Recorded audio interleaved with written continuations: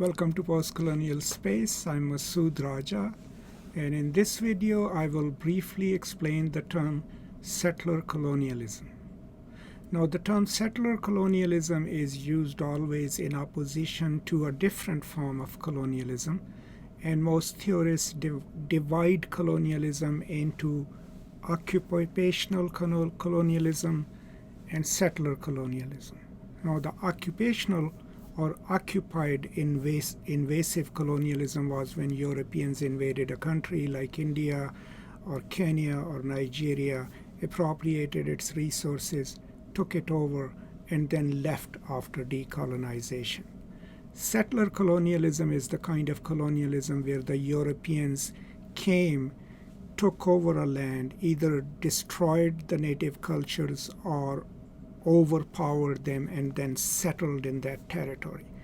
And thus settler colonialism develops its own strategies of control, survival, and decimation of the local populations. And it's always important to make this distinction. In his famous book, The Colonizer and the Colonized, Albert Memmi actually talks about this constituency whose loyalties are usually always with the European mother country and never really transform into loyalties for the native cultures. Now, some example of settler colonialism that was eventually ousted, the greatest example is Algeria, where the French settlers had huge claims. They claimed to be Algerian, never really mixing with the Arab population, but their claim to being Algerian was so strong that Algeria was never really considered a colony, but as part of the French territory.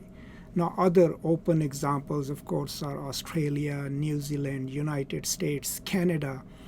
All of these are settler colonies where the European settlers came, established themselves, and in most cases either isolated the native population or wiped out the native population, and hence developed their own distinct cultures. And this distinction between settler colonialism and occupational colonialism is really important in postcolonial studies, because that then allows us to read power into literary production from formerly colonized countries, right? So that way we don't make the mistake of conflating the literature produced in United States and Canada and Australia as somehow being post-colonial, because it is naturally being produced by European settlers who took the land and isolated the people. Now, the early theorists of post-colonial studies, whose works a lot of people cite, especially from Pakistan and India, like people like Bill Ashcroft and others, in their famous 1996 book, which was called The Empire Writes Back, they don't make that distinction. That's why they include within post-colonial canon Canadian literature, American literature, and literature of Australia and New Zealand. Now, contemporary post-colonial studies makes that clear distinction that if you are a settler colony and ended up being a powerful Europeanized or European nation, maybe the literature produced here is different because it is written from a dominant point of view and cannot necessarily be called post-colonial literature. Now, a lot of study is being done in settler colonialism. I remember about 10 years ago, there were a couple of young scholars who had launched the Journal for Settler Colonialism, and I really liked their venture in the beginning. I was then launching Pakistaniyat, and it is now an established journal. A lot of scholars of settler colonialism also now study the occupation of Palestinian lands by Israeli settlers, and then look into it, the current power politics.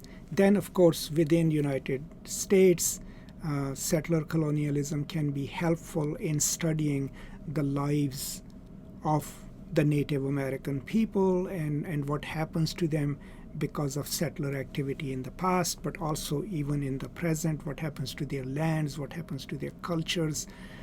Similarly, we can apply the concept of settler colonialism within the post-colonies themselves. I mean, if you look at India, there is a dominant group on a national level and on regional level, and against those are the rights of the Adivasis, the rights of Dalits, and how does that divide work? Also within India, the divide between the Dravidian Hindus in the south and so-called Aryan Hindus from the north, who were, of course, settlers in India, plays an important role in politics and culture. And then, of course, the settlements by Muslims and how it plays into the politics also plays a huge role.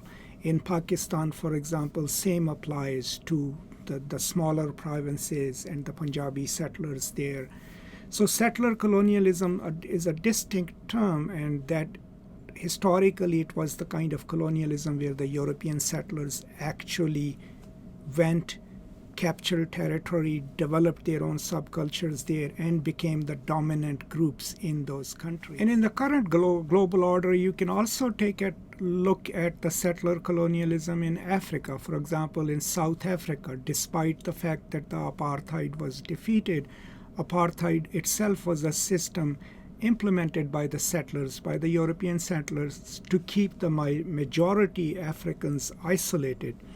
But even after, in the post-apartheid world, most of the resources of the nation, its wealth, is still owned by the settlers, right?